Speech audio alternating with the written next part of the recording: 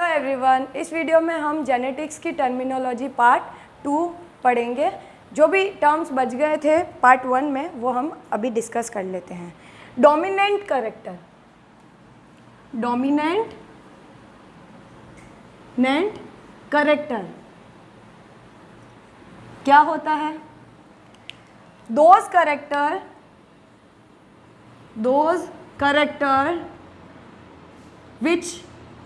which express those character which express itself in F1 generation या हाँ, ऐसे character जो भी अपने को F1 जनरेशन में एक्सप्रेस करता है, एक्सप्रेस करने की पावर रखता है, वो करेक्टर डोमिनेंट करेक्टर होगा। जैसे कोई भी करेक्टर है, कलर ले लिया तो जैसे सीड का कलर हो गया येलो और ग्रीन, तो येलो कलर अगर वो F1 जनरेशन में खुद को एक्सप्रेस कर पा रहा है, मतलब जो भी अपनी ऑफ स्प्रिंग आई, जो भी पेरेंट्स से जो भी ऑफ स्प्रिंग मिली, हमें बेबी मिला न्यूबॉर्न, उसके सीड किस कलर के हैं, येलो कलर के हैं या ग्रीन कलर के हैं। तो अगर वो येलो कलर का सीड मिला हमें, तो इसका मतलब ये हुआ कि येलो कलर डोमिनेंट हुआ, येलो कलर ने खुद को एक्सप्रेस किया, और जो ग्रीन कलर था वो खुद को एक्सप्रेस नहीं कर पाया, तो वो होगा रिसेसिव। येलो कलर हो गया डोमिनेंट। तो डोमिनेंट कैरेक्टर कौन से होते हैं? वो कैरेक्टर जो खुद को F1 जनरेशन के अंदर एक्सप्रेस कर सकते हैं। F1 जनरेशन क्या होती है, नेक्स्ट टर्म्स में आ रही है। तो ऐसे कैरेक्टर जो खुद को एक्सप्रेस करने की पावर रखते हैं वो डोमिनेंट कैरेक्टर होगा। डोमिनेंट का मतलब ही क्या होता है? प्रभावशाली, जो खुद को अच्छे से एक्सप्रेस कर सके। तो डोमिनेंट कैरेक्टर F1 जनरेशन में खुद को एक्सप्रेस कर पाएगा। वहीं पे रिसेसिव कैरेक्टर कौन सा होगा? रिसेसिव कैरेक्टर, जैसे एग्जाम्पल भी ले लेते हैं। एग्जाम्पल इसका है, अगर हाइट है, ये मैंने हमारा जेनेटिक्स का इंट्रोडक्शन था, उसके अंदर डोमिनेंट और रिसेसिव सारे कैरेक्टर दिए हुए हैं और वो हमें हमेशा याद रखने हैं 7 कॉन्ट्रास्टिंग कैरेक्टर के अंदर। तो जो भी कैरेक्टर है, डोमिनेंट कौन सा है, रिसेसिव कौन सा है, वो हमें याद रखना है। जस्ट मैं एक एग्जांपल बता रही हूँ। हाइट में डोमिनेंट कैरेक्टर हो जाएगा टॉल। अब रिसेसिव कैरेक्टर क्या होता है? Recessive character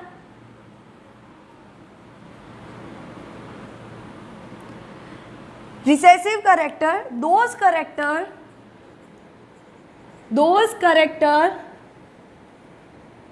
which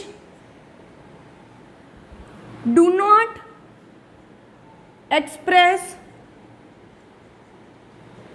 itself in F1 generation. ऐसे कैरेक्टर जो खुद को F1 जनरेशन में एक्सप्रेस नहीं कर पाते हैं, नहीं होते हैं, वो कैरेक्टर कौन से होते हैं? Recessive character. हाइट के अंदर रिसेसिव कैरेक्टर किसका है? डार्कनेस उसका रिसेसिव कैरेक्टर है। छोटी हाइट पी प्लांट का रिसेसिव कैरेक्टर है, और लॉन्ग हाइट होना, टॉल होना, वो उसका डोमिनेंट कैरेक्टर है। रिसेसिव क्या? जो खुद को F1 जनरेशन में एक्सप्रेस नहीं कर पाएगा। अगर जो भी बच्चा हुआ, ऑफ स्प्रिंग हमें मिली, जैसे येलो ग्रीन था, तो येलो दिख रहा है, दैट मीन्स येलो डोमिनेंट। और अगर ग्रीन नहीं दिख रहा है, ग्रीन नहीं है वहाँ, मतलब वो रिसेसिव कैरेक्टर होगा। तो डोमिनेंट, रिसेसिव। अब हम देखते हैं F1 जनरेशन क्या होती है। F1 जनरेशन से पहले एक पेरेंटल जनरेशन आती है, वो हम देख लेते हैं। पेरेंटल जनरेशन क्या होती है? नाम से ही पता चल जाता है कि पेरेंटल जनरेशन क्या होगी।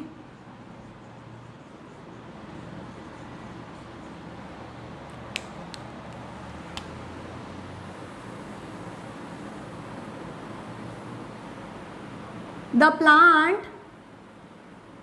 plants which are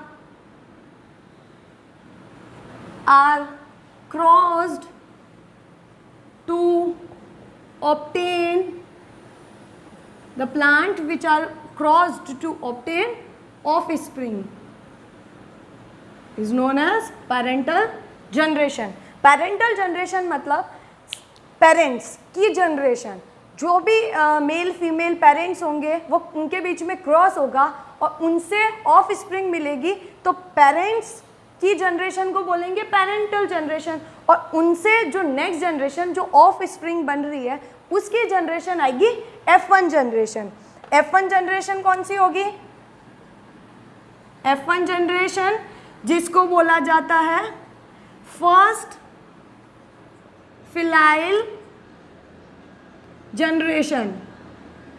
F1 generation is known as first filial generation, इसका पूरा नाम फर्स्ट फिलाइल जनरेशन होता है। इसकी डेफिनेशन क्या है? The of spring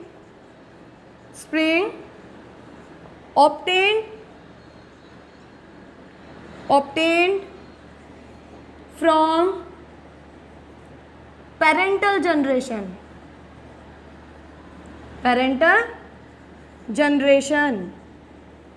the offspring obtained from a parental generation। First filial generation में कौन से प्लांट्स होंगे? वो प्लांट होंगे जो प्रोड्यूस होंगे पेरेंट्स से, वो प्लांट्स आएगा F1 जनरेशन के अंदर। सबसे पहले पेरेंट्स थे, उनकी जनरेशन पेरेंटल जनरेशन, फिर उन्होंने जिस भी बेबी को बर्थ दिया है, ऑफ स्प्रिंग ऑर्गेनिज्म को जिसने भी बर्थ दिया है, तो वो ऑर्गेनिज्म की जनरेशन होगी F1 जनरेशन, और F1 जनरेशन जिसको बर्थ देगी जिस ऑर्गेनिज्म को, उसकी जनरेशन कहलाएगी F2 जनरेशन। F2 जनरेशन मतलब वही F2 है, तो सेकेंड फिलाइल जनरेशन। ठीक है, तो F2 जनरेशन कौन सी होगी? The generation of of spring obtained from F1 generation. मतलब ये जो न्यू बॉर्न बेबी होगा, ऑफ स्प्रिंग होगी, वो कहाँ से मिलेगी हमें? F1 generation. तो इसके पेरेंट्स कौन है? F1 जनरेशन के पेरेंट्स होंगे इसके, और इसके पेरेंट्स कौन होंगे? पेरेंटल जनरेशन के पेरेंट्स इसके होंगे। ठीक है, तो हमारी नॉर्मल लैंग्वेज में हम समझते हैं, यहाँ लिख देते हैं हम, जैसे ये हो गया पेरेंटल जनरेशन, से हो गया F1 जनरेशन,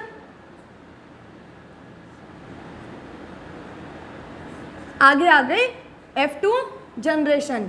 तो हमारे हिसाब से ये हो गए दादा दादी, तो दादा दादी की जनरेशन हो गई parental generation.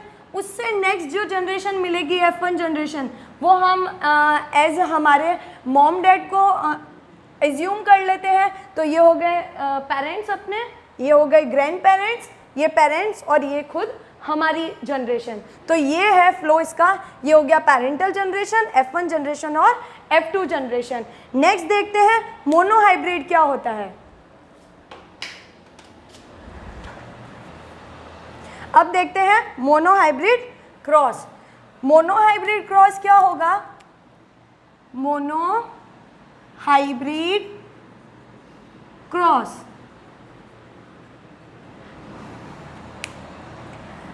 such type of cross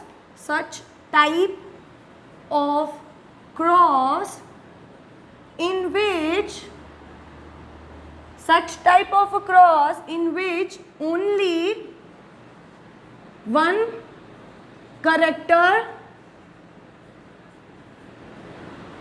is considered। Monohybrid cross क्या होता है? सबसे पहले तो हम समझते हैं हाइब्रिड क्या होता है। हाइब्रिडाइजेशन हमने देखा था, कुछ भी नहीं है, दो डिफरेंट टाइप के करेक्टर या वैरायटी के ऑर्गेनिज्म, जैसे ए है और बी है, इन दोनों के बीच में क्रॉस हुआ और हमें एक न्यू टाइप की वैरायटी मिलेगी जिसके अंदर इन दोनों के करेक्टर भी होंगे और न्यू टाइप के करेक्टर भी बनते हैं। तो इसको बोलते हैं हाइब्रिडाइजेशन प्रोसेस को, और जो न्यू वैरायटी मिली है उसको बोलेंगे हाइब्रिड। मतलब दो अलग अलग करेक्टर है, और उससे एक न्यू कैरेक्टर मिलके बना और वो होगा हाइब्रिड। और मोनो मीन्स होता है सिंगल। तो जब भी हम क्रॉस करवा रहे हैं किसी भी प्लांट के कैरेक्टर को लेके, ये नेक्स्ट स्टेप अपनी नेक्स्ट वीडियो में हम पूरा यही देखेंगे क्रॉस वगैरह, तो समझ में आने लगेगा। अभी सिर्फ हम थ्योरेटिकली समझ लेते हैं। मोनो हाइब्रिड क्रॉस के अंदर क्या होगा, जब भी हम प्लांट्स को ले रहे हैं और क्रॉस करवा रहे हैं तो हम एक कैरेक्टर को लेंगे और उनके बीच में क्रॉसिंग होगी, चाहे वो हाइट का हो, कलर ऑफ सीड हो या कलर ऑफ फ्लावर हो, कोई भी हो। एक टाइम पे हम एक कैरेक्टर को ले रहे हैं, क्रॉस करवा रहे हैं और उस क्रॉस को क्या बोला जाएगा, मोनो हाइब्रिड क्रॉस। वैसे ही आता है di hybrid cross. Di hybrid में डाई से मीनिंग समझते हो दो, ठीक है, तो इससे ही पता चल गया ऐसा क्रॉस जिसके अंदर हम दो कैरेक्टर को एक साथ लेके क्रॉस करवा रहे हैं। जैसे मोनो हाइब्रिड में क्या हुआ, हाइट का कैरेक्टर लिया, ये सब क्रॉस हम बाद में इसको नेक्स्ट वीडियो में देखेंगे। ये जैसे कैरेक्टर है, इनके बीच में क्रॉसिंग होगी तो ये एक सिंगल कैरेक्टर है हाइट, ठीक है, तो ये मोनो हाइब्रिड हो गया। लेकिन अलॉन्ग विद दिस दूसरा कैरेक्टर भी है, जैसे हम ले लेते हैं कलर ऑफ सीड, तो येलो होता है और रिसेसिव होता है ग्रीन, और इसको भी छोटे वाई से डिनोट करते हैं। जब भी एलील्स और इसकी जब हम लिखते हैं इसको, तो इसको टॉल है तो टी लिखा है, लेकिन इसको डार्कनेस से डी नहीं लिख सकते क्योंकि बहुत ही कॉम्प्लिकेशंस आ जाएगी। इस वजह से इसको समझने के लिए इसका कॉन्ट्रास्टिंग कैरेक्टर है इसलिए, बट ये रिसेसिव है तो छोटे लेटर से लिख लेते। अब जब क्रॉस होगा तो ये कौन सा क्रॉस कहलाएगा, डाई हाइब्रिड क्रॉस। ये वाला डाई हाइब्रिड क्रॉस। इसके अंदर हम कितने कैरेक्टर लेंगे, दो कैरेक्टर लेंगे एक साथ, ठीक है, फिर हम इसकी क्रॉसिंग कराएंगे, टू कैरेक्टर टुगेदर क्रॉस के अंदर। और आता है एक और ट्राई हाइब्रिड क्रॉस। तो ट्राई हाइब्रिड से अब तो समझ ही गए होंगे, ट्राई हाइब्रिड में क्या होगा, 3 कैरेक्टर, कितने कैरेक्टर, 3 कैरेक्टर लेके हम क्रॉस करवाएंगे एक साथ। जैसे ये सिंगल था, ये वाला हो गया सेकेंड कैरेक्टर, और नेक्स्ट भी यहाँ पे नेक्स्ट कैरेक्टर हो गया। जैसे राउंड वाला, सीड का शेप कैसा होता है, राउंड और रिंकल, क्योंकि ये रिसेसिव है तो हम इसको स्मॉल आर से लिखेंगे। तो ये 3 हो गए एक साथ, फिर क्रॉसिंग होगी तो ट्राई हाइब्रिड क्रॉस, और एक होता है पॉली हाइब्रिड क्रॉस, तो उसके अंदर बहुत सारे कैरेक्टर को लेके क्रॉसिंग करवाई जाती है। अब देखते हैं मोनो हाइब्रिड रेशियो क्या होता है।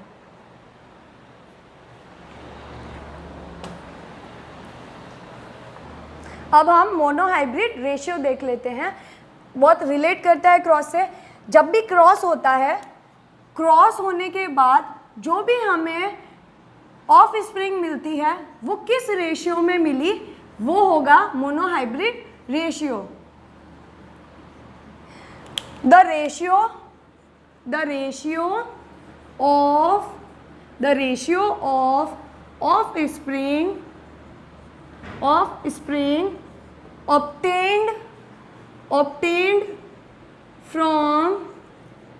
obtained from mono hybrid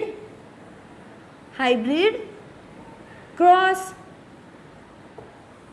mono hybrid ratio क्या हो गया, ऐसा रेशियो जो कि मोनो हाइब्रिड क्रॉस के थ्रू मिलेगा। जब भी मोनो हाइब्रिड क्रॉस होगा, मतलब जब भी दो प्लांट्स है उनका क्रॉसिंग होगा, एक कैरेक्टर लेके क्रॉसिंग करवाया।